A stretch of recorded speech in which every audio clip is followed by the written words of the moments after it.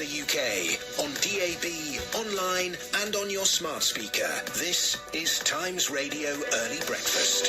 Indeed it is, 17 minutes past 5. I'm Tom Noonan. Thank you for your company, and it's time to go through the morning's papers. And joining us to do that is the barrister and broadcaster Andrew Eborn. Andrew, good morning. Good morning, Tom. What a scorcher. We'll be talking about that a little bit later in the programme as we all sort of head back into the office if we must. Plenty of you get in touch with your thoughts already. Do keep doing that. 87222 is the text number. Start your message with the word Times if you use that. Or you can save our WhatsApp 0333 003 2353 and it pops straight into our inbox. Andrew, let's start with what's on the front page of many of the papers. Peter Murrell, the former SNP chief executive, and of course Nicola Sturgeon's estranged husband, admitting embezzling £400,000 from the party. The former First Minister insists that she had no knowledge or suspicion of what was going on. The First Minister says that he's sorry, but there's nothing more he could have done to expose it. Is that tenable, do you think?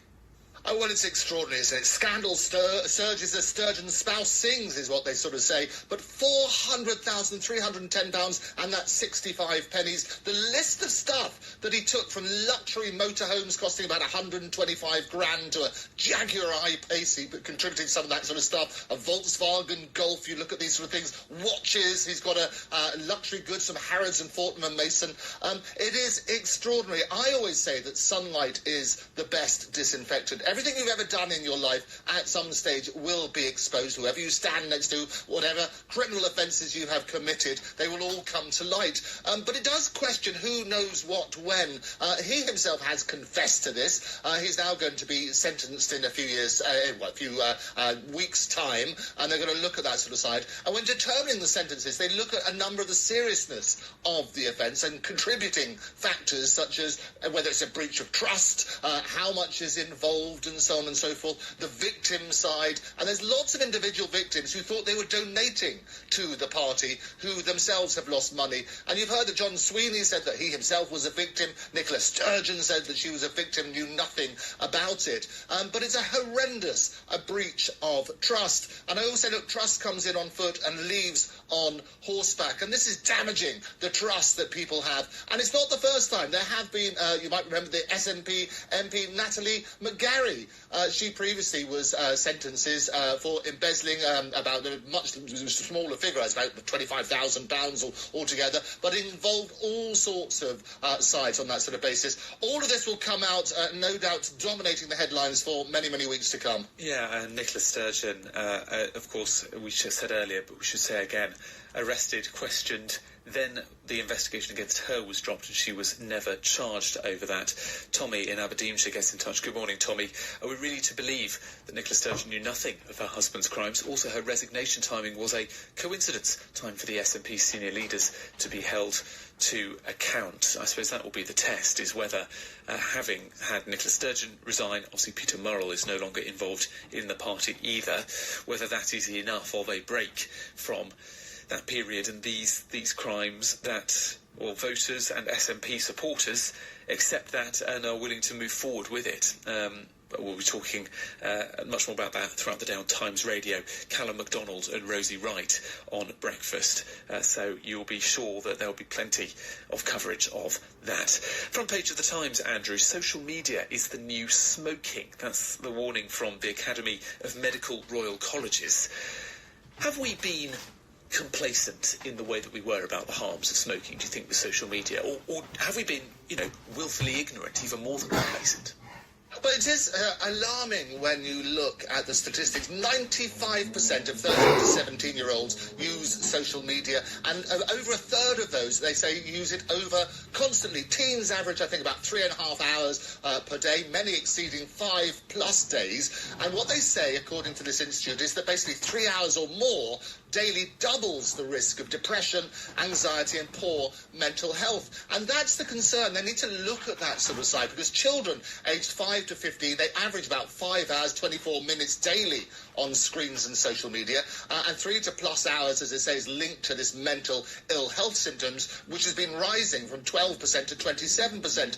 What we need to look at is the way that we handle social media. Around the world, people are banning it. You have those very harsh rules in Australia. and we look at the effect of that sort of side. But actually, if it's used as a force for good, if it's used as basically a support for education, and people refer to the appropriate sites, then that's very, very powerful. But I always say the more that we rely on our smart devices, the more stupid we become. People can't communicate anymore other than through emojis. And you have horrendous situations. You would have seen, Tom, you go to beautiful places, go on the Venice, go around the canals, and rather than looking at all the fabulous historical architecture, what you see is people on their phones swiping left or right.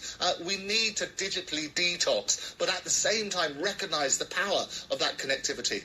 Yeah, I mean, what's your relationship with social media? Because I have had to delete various social media apps which I've got an account on off my phone because I found I was just scrolling aimlessly and not getting much joy out of it. I probably still have that relationship with Instagram, which is on my phone. It's definitely my most used app.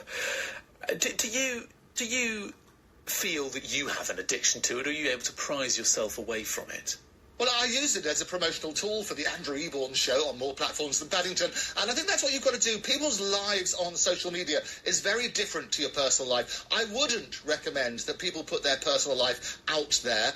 Privacy, that's what everybody clamours for. When people are hungry for fame, they're desperate to get that sort of attention. As soon as they get that fame, they're desperate for their privacy. I go back to my point I said before, Tom, is that whenever you are pictured next to somebody, every photograph, every post that you ever make will come back to haunt you. And we've seen that in politics all the time. They dig up this dirt. So think before you post. Work out, are you happy for whatever you're saying, whatever picture you're posting, to end up in the hands of the wrong person, the person you least want it to? But these social media devices, they're very clever. They're designed to be addictive. The endless scrolling. So you have this bit where you keep on going and going and going, and you don't want to miss out, that fear of missing out. But also, where every time you send a message to somebody, you get the ...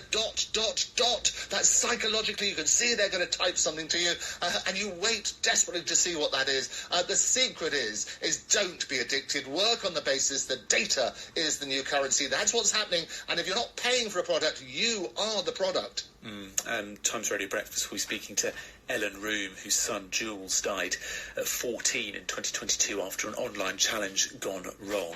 And on this programme, at 5:45, we'll be speaking to the Chair of Council at the Academy of Medical Royal Colleges to get more into all of that. We've had a warning from the Pope, Andrew, pretty stark warning about AI. Artificial intelligence now demands to be disarmed, freed from logics that turn it into an instrument of domination, exclusion, and death.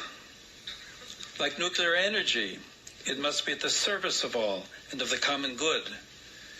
Decisions about technology must never be separated from conscience and responsibility. He quotes Paul urging vigilance. Can AI be, as the Pope says, Andrew, disarmed? Can it not be used for weapons? And I suppose there's an argument is that should we not use it, or actually would it be better than human use? Well, as you know, as a futurist, I talk around the world about the benefits but also the threats of AI, and I'm determined to put the AI into Britain. I always say it's potentially our greatest human achievement, but also the real risk that it's potentially the biggest existential threat. What we need to do is to make sure it's used as a co-pilot. We are the ones who should be harnessing AI and the power, the tremendous, the seismic benefits that we're seeing in things like medicine, with diseases being able to be cured for the first time as a result of what AI can do. It is a super efficient tool for that sort of side. In creative world, you can work as a co-pilot. You can tidy up recordings you might remember of the Beatles.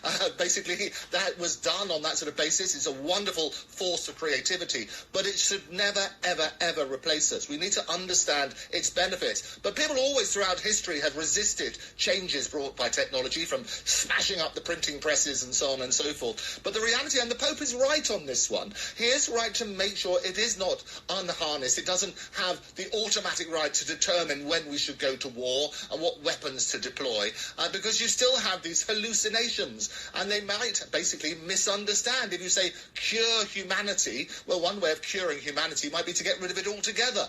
And I think if you don't have those sort of guardrails in place, it's really, really dangerous. Absolutely work out the risks, but make sure that you actually understand the benefits and harness it for good rather than for evil. I suppose the argument argument would be that actually when you're talking about lethal force, that is such an extreme scenario that even with a bit of human oversight, the hallucinations, the unreliability of AI is such that you actually don't want it anywhere near weapons even now.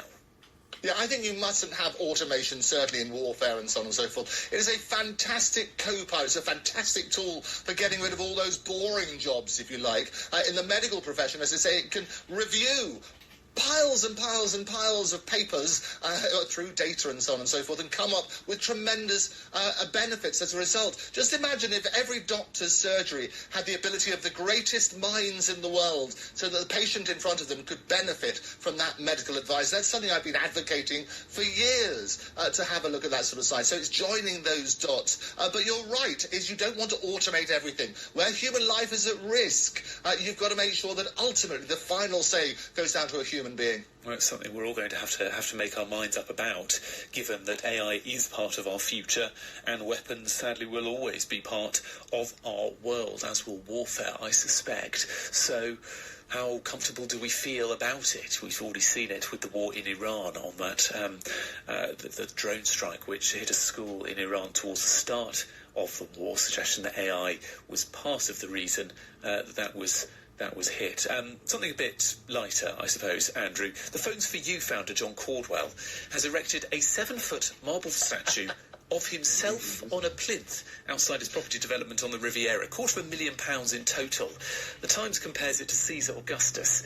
What do you make of it? Is it terribly naff, or actually would you or I do the same if we had the money?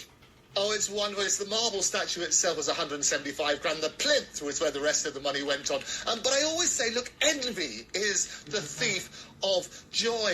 And you asked me what I would do if I had lots of money. Well, the reality is I have enough. I have a great home. I have a loving family. There's only so many wonderful restaurants I can go to. I have a chance of coming on Times Radio nice and early, and so on and so forth. But the biggest luxury I have is choice. And you don't want to be the richest man in the cemetery.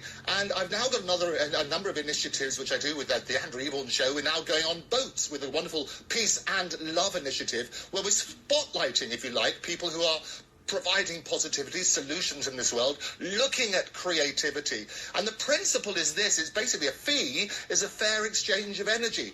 And I always say that when the love of power is surpassed by the power of love, well, that's when we get peace. So it's looking at that sort of side. And what John's doing is looking at legacy. He talks about that. He wants people to remember them and remember him and everything he's achieved. And they always say that you basically die 3 times. One is when the last breath comes out of your body. The second time is when you're put in the ground. And the third time, hopefully a long time in the future, is when nobody utters your name. If people focus on legacy, let's make sure that kindness is the greatest gift that we can give to people. If you can be anything in this world, be kind. But certainly that's what I'm looking at, the Andrew Eborn show, floating on a number of boats on the River Thames, having great guests, talking to them about positive stuff in the news, and shining a spotlight on some issues that don't necessarily get into the media, where we can ask the questions but also question the answers over a fantastic sort of forum on that sort of basis. Andrew, thank you very much. Mike gets in touch. I think I'd go for an 8-foot statue